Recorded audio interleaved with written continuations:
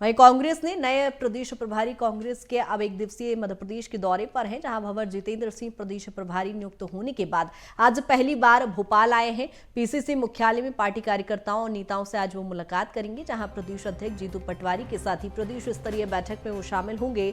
लोकसभा चुनाव की तैयारियों को लेकर प्रदेश प्रभारी यहां पर संगठन की समीक्षा करेंगे और राजधानी भोपाल वो पहुंच चुके हैं। ऐसे में भंवर जितेंद्र सिंह प्रदेश प्रभारी नियुक्त होने के बाद पहली बार भोपाल आए हैं, जहां पीसीसी कार्यालय में उनकी यहां पर बैठक होगी, कार्यकर्ताओं से मुलाकात होगी, जहां प्रदेश अध्यक्ष जीतू पटवारी के साथ ही प्रदेश स्तरीय बैठक में वो शामिल होंगे।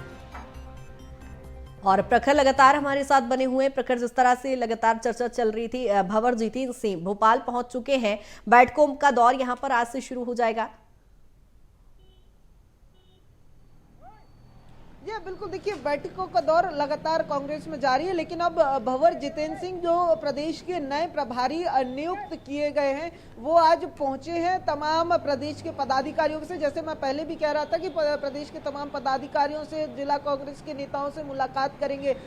दिल्ली का संदेश लाए हैं तमाम जो अमृत मंथन हुआ है मध्य प्रदेश विधानसभा चुनाव को लेकर। जैसा मैंने पहले भी कहा, संगठन को नई तरीके से खड़े करने की कोशिश है। चूंकि अगर बात की जाए लोकसभा चुनाव की तरफ पूरी तरीके से मैनेजमेंट अब कांग्रेस का दिखाई पड़ रहा है। हालांकि 6 महीने का समय बाकी है अभी लोकसभा चुनाव में, और इसी के मद्देनजर अगर देखें तो जिस तरीके से विधानसभा चुनाव बीता, तो उन तमाम गलतियों को इन अगले 6 महीनों में सुधारने की कोशिश जो है वो प्रदेश कांग्रेस की दिखाई दे रही है। चूंकि अगर बात की जाए तो लगातार लोकसभा चुनाव कांग्रेस के सरदर्द का कारण बनता हुआ दिखाई दिया है। चाहे हम 2014 के चुनाव की बात करें, 27 सीटें बीजेपी के हाथ गई थी। 2019 के चुनाव में 28 सीटें गई थी, यानी कि बीजेपी को 1 सीट का नुकसान और कांग्रेस को 1 गढ़ का नुकसान, यानी कि गुना जो लंबे समय से कांग्रेस का गढ़ था।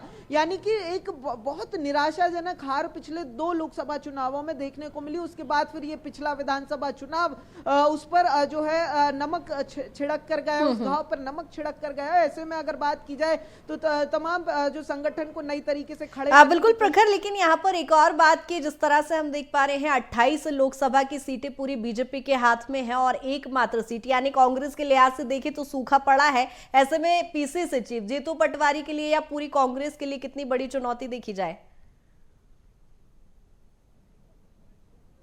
देखिए बिल्कुल, लोकसभा चुनाव लगातार मध्य प्रदेश में कांग्रेस के किसी भी अध्यक्ष के लिए, चाहे हम कमलनाथ की बात करें या फिर उसके पहले के अध्यक्षों की बात करें, लगातार एक बड़ी चुनौती बनता हुआ दिखाई दिया था। लेकिन अगर बात करें इस बार जो चुनौती कुछ ज्यादा ही बड़ी दिखाई पड़ रही है, क्योंकि अगर बात की जाए जीतू पटवारी के सामने कई सारी चुनौतियां एक साथ में खड़ी हुई है। चूंकि युवा एक चेहरा वो पार्टी का है, युवा अध्यक्ष बनाया गया है। ऐसे में अगर बात की जाए तो सबसे बड़ी चुनौती अगर देखें तो पार्टी के भीतर ही जीतू पटवारी के लिए सबसे बड़ी चुनौती दिखाई पड़ेगी। जो सीनियर नेताओं और युवा नेताओं का एक सामंजस्य बैठाना होगा, एक बड़ी चुनौती जीतू पटवारी के सामने एक तो यही पार्टी के अंदर बनेगी, वहीं दूसरी तरफ अगर देखें तो जनता के बीच में भी बड़ी चुनौती हमने देखा। चूंकि जिस तरीके से विधानसभा चुनाव रहा, विधानसभा चुनाव की बात देखिए कृतिका बार बार इसलिए भी करनी जरूरी हो जाती है चूंकि जिस तरीके से बीजेपी को बड़ा प्रचंड बहुमत 163 सीटों का मिला है, वो कहीं ना कहीं लोकसभा पर इंपैक्ट डालेगा। हालांकि दोनों ही चुनावों के मुद्दे अलग होते हैं,